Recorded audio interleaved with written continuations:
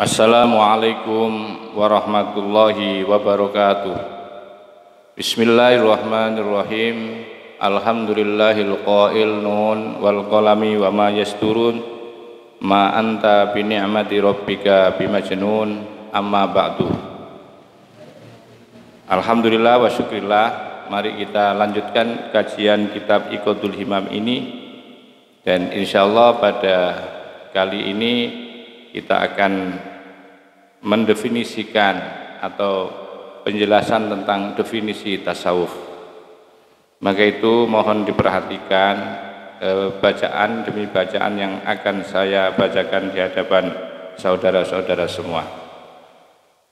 Wal nuqaddimu, dan pasti akan kami kemukakan baina yadayya al-kitaba muqaddimataini, yaitu di hadapan saya Alkitab, sebuah kitab muqaddimataini yang mempunyai dua muqaddimah.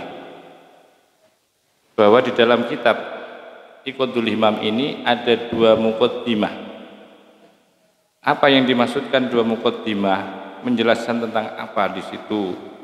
Ihdahuma, adapun salah satu dari dua muqaddimah, fi haddit tasawufi, itu menjelaskan tentang, yaitu definisi tasawuf, wa maudhu'ihi, dan objek sasaran daripada kajian tasawuf itu apa.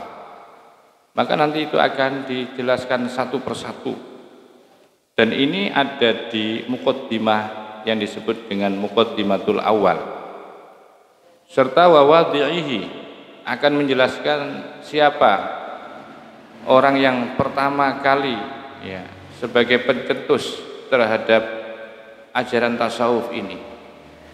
Siapa penemunya atau penggagas awal itu siapa? Wa ismihi, dan nama daripada tasawuf.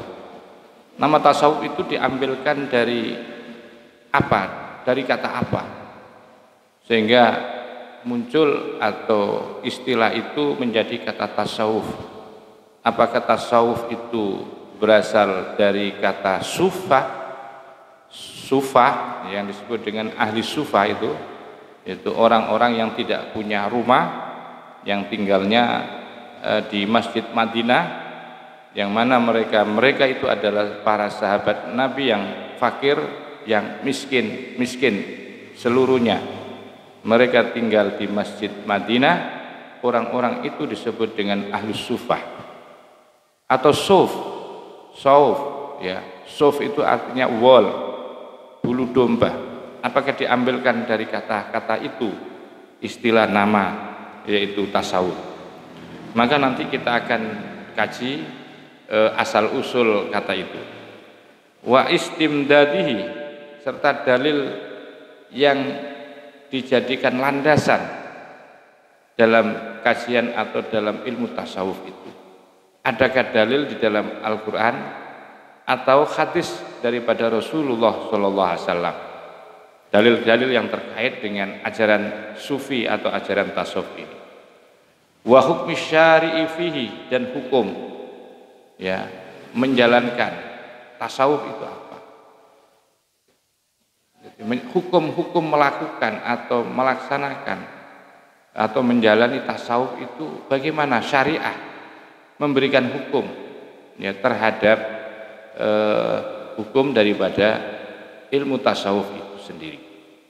Wa tasawwuri masailihi, serta menjelaskan tentang deskripsi, gambaran, persoalan, problematika, hal-hal yang terkait dengan tasawuf.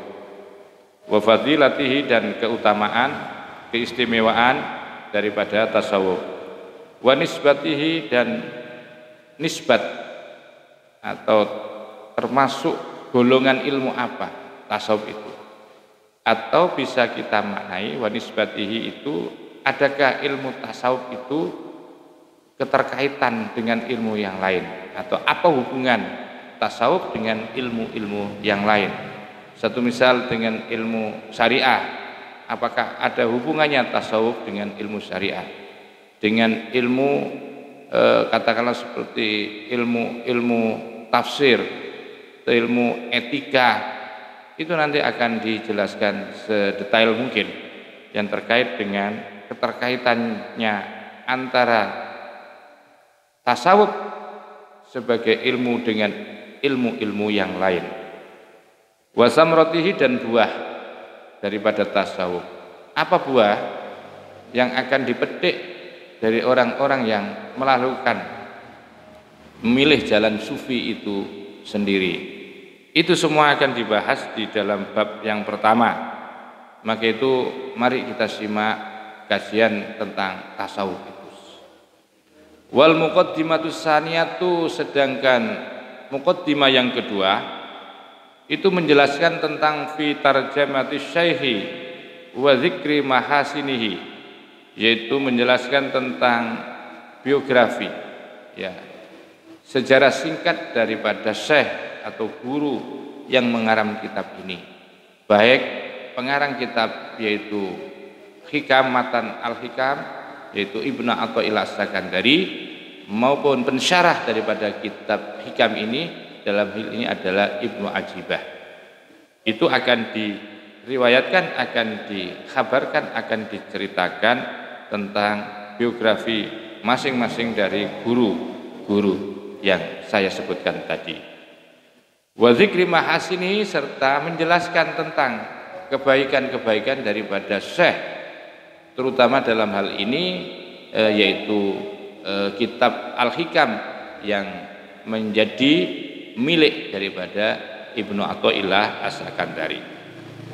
Mari kita perhatikan definisi tasawuf.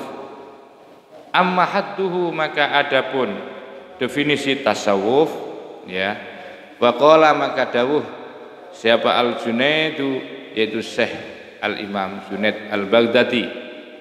Siapa yang tidak kenal kepada Syekh Junaid ini? Kalau di kalangan orang-orang ahli sunnah wal jamaah, terutama orang-orang Nahdliyah, bahwa Syekh Junaid ini adalah tokoh yang menjadi panutan, yang tentu beliau adalah sangat familiar sekali di telinga kita, sangat masyhur sekali di kalangan orang-orang yaitu Jamiah Nahdlatul Ulama. Beliau mendefinisikan, beliau memberikan satu argumen definisi ini, dan insya Allah bahwa definisi ini disampaikan oleh beliau pada saat beliau itu sedang fana, sedang melebur, sedang melakukan perjalanan sufi, sedang melakukan perjalanan thariqah atau sedang suluk, dan pada tingkatan di mana beliau sampai kepada tingkatan fana, maka beliau kemudian mengatakan apa yang disebut dengan tasawuf itu, sehingga kemudian diambil pendapat ini oleh para ulama dan dijadikan sebuah definisi daripada definisi tasawuf. Huwa ayyumitakal haqqu angka wa yuhyaka bihi. Tasawuf itu menurut Syekh Al-Junaid adalah engkau mematikan dirimu. Dalam hal ini adalah Allah. Allah mematikan engkau pada dirimu. Dan kemudian wa yuhyaka, kemudian Allah menghidupkan kamu bihi, hanya untuk Allah Subhanahu wa taala.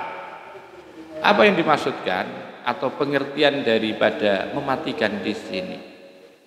Allah matikan sifat-sifat, ya, yang menghalangi untuk bisa bermakrifat, atau hal-hal yang menghalangi bagi seorang hamba untuk usul kepada Allah, dimatikan sifat-sifat itu.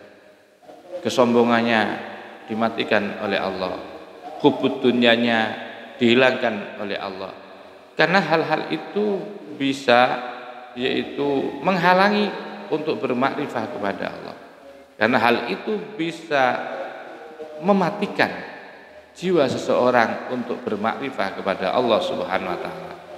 Sehingga ketika seseorang itu sudah atau hendak dijadikan oleh Allah sebagai kekasih, maka semua unsur-unsur yang menghalangi seseorang itu untuk menjadikan dirinya dekat kepada Allah, ya, unsur-unsur itu dibuang oleh Allah, sehingga yang ada hanyalah Allah Subhanahu wa taala.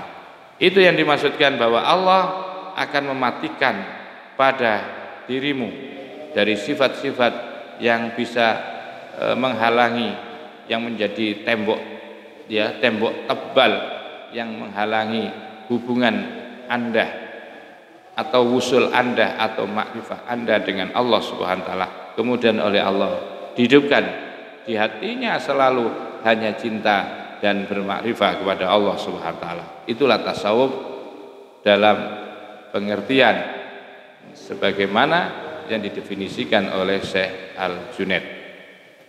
Wa qala aidon, wa qala dan dawuh aidon juga siapa Syekh Junaid, tasawuf itu adalah antakuna ma'allahi bila alaqatin. Engkau selalu ma'allah, bersama Allah.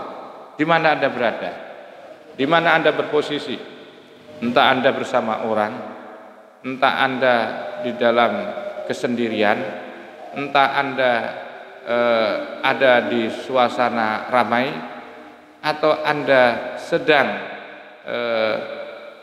sendiri, ya, itu selalu bersama Allah Subhanahu wa taala. Anda tidak pernah merasakan sendiri, ya. Anda tidak pernah merasakan tidak punya teman. Anda selalu merasakan punya teman. Anda selalu merasakan ada Allah dimanapun Anda berada. Bila alaqatin, dengan tanpa, ya, adanya alaqah, hubungan yang lain selain Allah Subhanahu wa taala. Jadi tidak ada alaqah, tidak ada hal-hal yang terkait selain Allah, kecuali di dalam jiwanya, di dalam hatinya dia selalu bersama Allah Subhanahu wa taala. Wakila, dan dikatakan pula definisi tasawuf itu ad-dukhulu fi kulli khuluqin saniyin wal khuruju min kulli khuluqin daniyin. Tasawuf adalah memasukkan semua akhlak-akhlak yang mulia, akhlak-akhlak yang luhur itu dimasukkan, dan kemudian mengeluarkan di dalam hatinya dari seluruh penyakit, dari seluruh akhlak, dari seluruh virus-virus yang ada di dalam hati. Dalam hal ini adalah akhlak yang rendah, itu dibuang jauh-jauh, dan yang dimasukkan di dalam kulubnya hati mereka hanyalah akhlak yang mulia, seperti bertakwa kepada Allah, seperti ikhlas, seperti mahabbah, seperti ridho, seperti qanaah. Ini adalah sifat-sifat baik. Ini adalah sifat-sifat yang mulia. Ini adalah sifat-sifat yang luhur, yang layak dan wajib disemayamkan atau diletakkan di dalam qalbiyah kita, sehingga keluarlah semua sifat-sifat yang jelek. Sehingga ketika sifat ridho itu ditanam di dalam jiwanya, maka akan nanti yang keluar adalah orang yang selalu berbuat dengan senang dan cinta, orang yang kemudian melahirkan jiwa-jiwa yang cinta, empati kepada sesamanya, karena di dalam jiwanya sudah ada rasa ridho dan rasa tahabbub kepada Allah Subhanahu wa taala. Itulah tasawuf. Jadi mengeluarkan semua unsur-unsur akhlak-akhlak yang rendah, termasuk cinta kepada dunia, cinta kepada pangkat, cinta kepada kedudukan, itu betul-betul dibuang jauh-jauh, karena itu adalah penyakit daripada penyakitnya qalbi, penyakit hati. Untuk itu kemudian digantikanlah dengan sifat-sifat yang luhur dan mulia. Wakila, sebagian ada yang berpendapat yang dimasukkan tasawuf adalah huwa akhlakun karimatun dhaharat fi zamanin karimin ma'a qaumin kiramin. Tasawuf adalah akhlak yang mulia, akhlakun karimatun, akhlak-akhlak yang mulia.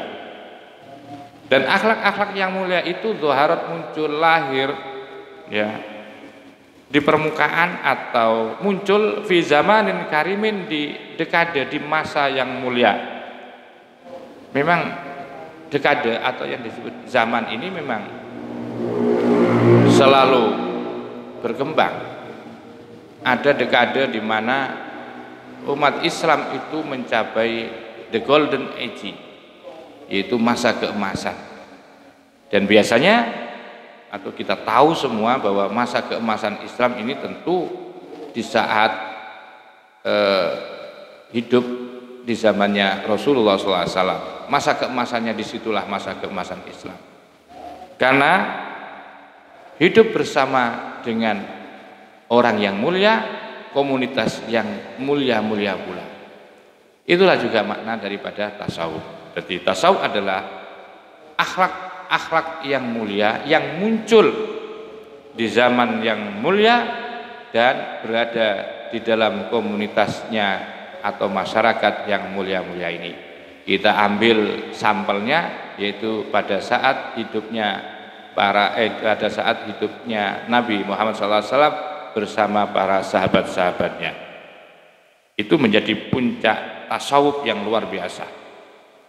Wakila dan sebagian dikatakan, wakila sebagian ada yang berpendapat atau dikatakan oleh sebagian ulama, tasawuf adalah Allah tamlika syai'an wala yumlikuka syai'un. Kamu tidak memiliki apapun dan apapun tidak memiliki kamu. Atau dalam bahasa yang lain, kamu tidak mengendalikan sesuatu dari yang selain Allah. Tidak ada yang kamu kendalikan. Tidak ada yang kamu miliki sesuatu.